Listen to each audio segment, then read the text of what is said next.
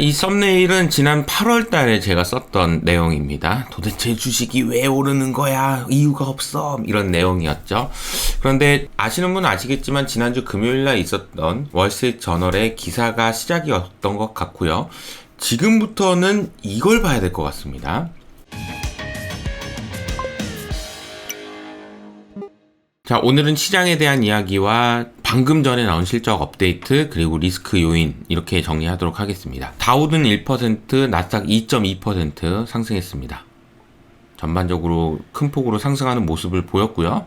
이유는 잘 아시겠지만 이 시점부터 반등하기 시작했다라는 걸 볼 수 있는데요. 이 시점이 월스트리트 저널의 기사였습니다. 잠깐만 12월에는 50bp? 요 기사 가지고 이렇게 올라가고 있는 거라고 보시면 되겠고요. 아마 이제 많은 분들이 주식이 도대체 왜 오르는 거냐 이런 의심들을 하실 것 같은데 오늘 그 내용에 대한 설명을 좀 드려보도록 하겠습니다. 제가 계속 보여드리고 있는 그림이긴 한데 7, 8월 달에 있었던 그 랠리처럼 올라갈 수 있다라고 보고 여러분들이 대응을 하시는 게 좋을 것 같고요. 자, 그리고 지금부터 사실 중요한 것은 이겁니다. 달러 인덱스가 이전 저점을 하회할지 여부입니다. 그래서 이게 만약에 하회를 한다면은 아마 시장이 조금 더 올라갈 수 있을 것 같고요. 그렇지 않다면 뭐 좀 덜컹덜컹 하지 않을까라고 해서 기준을 여러분들이 DXY가 110을 밑으로 하회하느냐 여부를 판단하셔야 될 것 같은데요.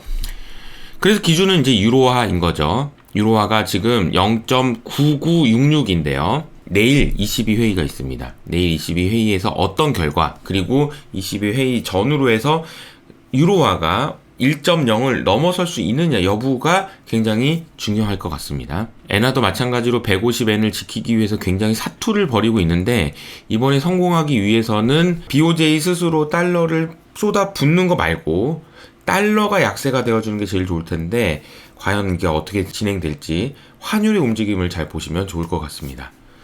파운드화도 진정되기 시작한 모습입니다. 더 올라갈지 여부는 좀 지켜봐야 되겠죠. 지금 시장의 반등이 단기적으로 지속될지 여부를 판단하기 위해서는 환율을 보시면 좋겠다라는 말씀을 드리고요. 좀 더 장기적인 이야기는 BOA에서 어제 나온 소식인데요. 연준의 QT 계획의 변경이 내년 시장의 강세 요인이 될 거라는 건데 좀 웃기긴 한데 어쨌든 네. 그럼 뭐야 이게 이런 생각이 계속 드는 거죠. 저는 계속 이런 말씀을 드렸습니다. QT는 못한다니까요. 이렇게 말씀드렸죠. 연준의 QT 계획 변경이 내년 주식시장의 강세 요인이 될 수 있다. 그래서 퀀터티브 타이트닝이 QT인데 퀀터티브 팅커링 이거 뭐 조금 뭐 변경하고 이런 걸 말하는데요. 자, 내가 효석이가 계속 얘기하긴 했는데 미안한데 나 QT 못해. 근데 계속 한다고 얘기는 했는데 미안. 요런 얘기를 통해서 시장이 강세로 된다는데 참 뭐 우픈 이야기입니다. 그런데 여기서도 중요한 건 이런 것 같아요.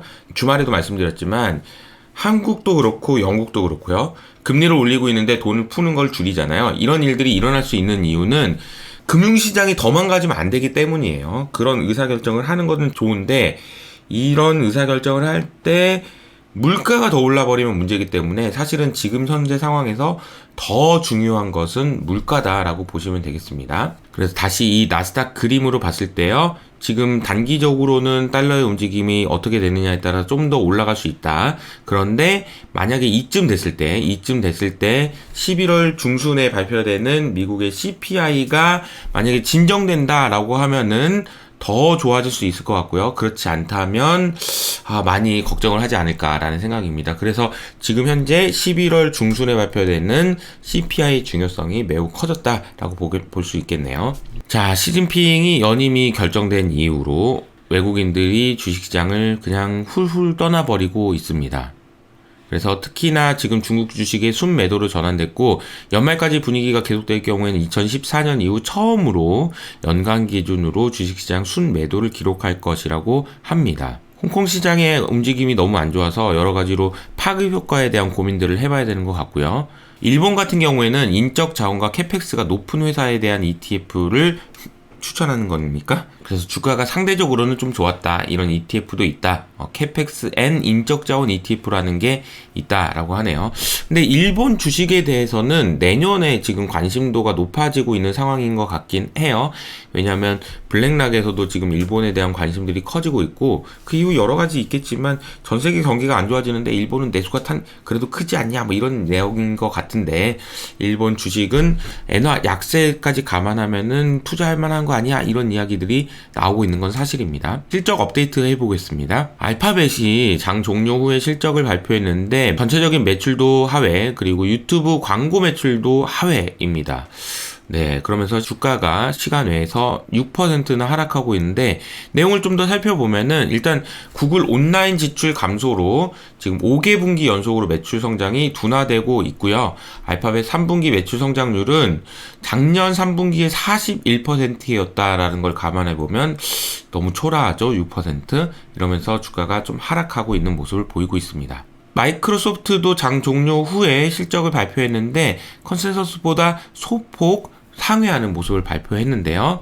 시간 내에서는 그렇게 주가가 좋은 반응을 보이고 있진 않습니다. 3M은 매출은 하회했는데 EPS, 이익은 상회했네요. 그래서 달러 강세 때문에 매출에 영향을 주긴 했죠. 왜냐하면 매출의 60%가 해외에서 발생하기 때문입니다. 매출 가이던스를 하향 조정하면서 주가는 이런 모습을 보이고 있습니다. 최근에 테슬라에서 중국에서 자동차 가격을 인하한다라는 소식이 들렸는데, 반면 애플은 애플 뮤직과 애플 TV 플러스의 요금을 인상한다라고 했습니다. 그래서 애플 뮤직의 요금을 9.99에서 10.99, 애플 TV를 4.99에서 6.99로 인상했고, 라이센스 비용이 증가하고 있기 때문이다 라고 이야기를 했네요. 그래서 애플 주가는 135불에서 지금 계속 반등하고 있는 중입니다. 자, 일론 머스크가 28일까지 트위터 인수할 거야?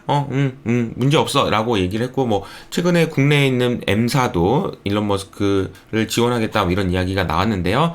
돈을 크게 무리 없이 조달을 하게 된 것 같고요. 그래서 28일날 트위터 인수할 거다라는 소식에 트위터의 주가는 52불까지 상승한 상황입니다. 국채금리를 보면은 미국 10년물 금리는 이제는 4.5, 4.0 수준에서 그냥 유지, 영국 10년물 금리는 이제는 안정되고 있는 모습입니다. 영국은 사실 이제는 더 막 이제 말씀드릴 건 없는 것 같아요.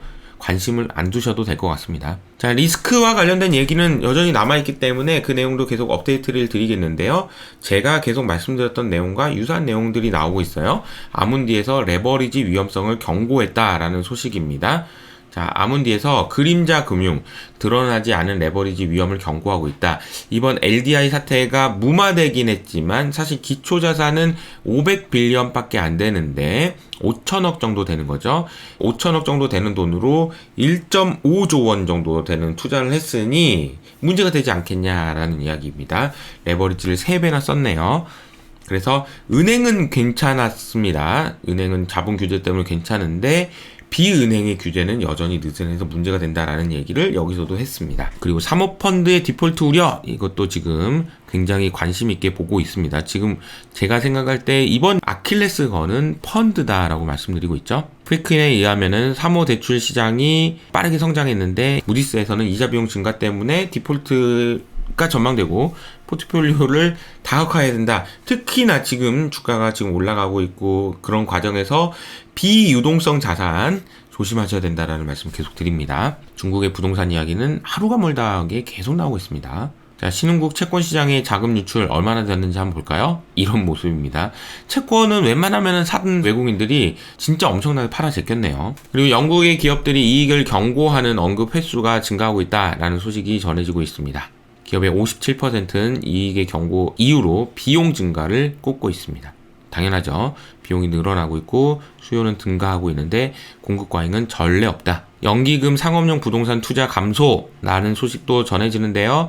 연기금에서 이제는 상업용 부동산에 대한 투자가 정말 안 좋을 것 같다라는 이야기입니다. 상반기까지는 정말 좋았는데 분위기가 완전히 반전됐다. 단신을 소개하면은 컨퍼런스 보드 소비자 신뢰 지수가 조금 소폭 하회하면서 100 수준으로 나왔고요. E4 기업 환경 지수는 더 안 좋아지진 않는 모습이네요. 케이스 실러 주택 가격 지수는 뭐 2달 후행하는 지표이긴 하지만 안 좋은 상황이 여실하게 드러나고 있고요. 어제 에리카하고 제가 이야기를 했던 내용들을 영상으로 올려드렸는데요. 하워드 막스가 한 이야기입니다. 제가 인상적이었던 부분은 이거예요. 마이클 버리라고 하는 사람은 금융위기 당시에 빅 숏을 해서 돈을 벌었잖아요. 근데 하워드 막스는 빅 롱을 해서 돈을 벌었습니다. 자, 이런 위기의 상황에서 버티고 이겨내고 생존하면 나중에는 돈을 벌 수 있다라는 생각을 하는 것은 중요합니다. 하워드 막스가 그걸 실천했고요. 그런데 빅숏을 했던 마이클 버리가 힘들지 않았냐? 그것도 역시 굉장히 힘든 구간을 겪었습니다. 왜냐하면 금방이라도 안 좋아질 것 같았던 시장이 생각보다 길게 망가지지 않고 오히려 올라가는 상황에서 멘붕이 오기 때문이죠. 둘 다 힘든 상황이지만 생존하면은 돈 벌 기회는 있다라는 생각이 드는 거고요. 이 그림에서 이분이 공을 여기서 시작해서 진자 운동을 하는 거죠. 멀리 보냅니다. 그리고 다시 돌아오는 과정이에요. 근데 이 공이 이렇게 오고 있는 걸 보면 내 코를 때릴 것 같지만 가만히 있어도 내 코를 때리지는 못할 거라는 것이 과학적으로 증명할 수 있는 거잖아요. 그와 마찬가지로 하워드 막스가 90%는 성공할 수 있다라고 얘기했던 그 포인트는 뭐냐면 갔다가 다시 오진 않는다는 거죠. 시장은 굉장히 안 좋아지긴 하지만 그 진자 운동을 하는 폭을 벗어나진 않는다라는 이야기인 것 같습니다. 시장에 대한 이야기를 좀 많이 오늘 드렸는데요. 여러분들이 잘 판단하셔서 성공 투자, 생존 투자 하시기를 바라면서 저는 여기서 인사드리도록 하겠습니다. 지금까지 이호석 아카데미였습니다. 감사합니다.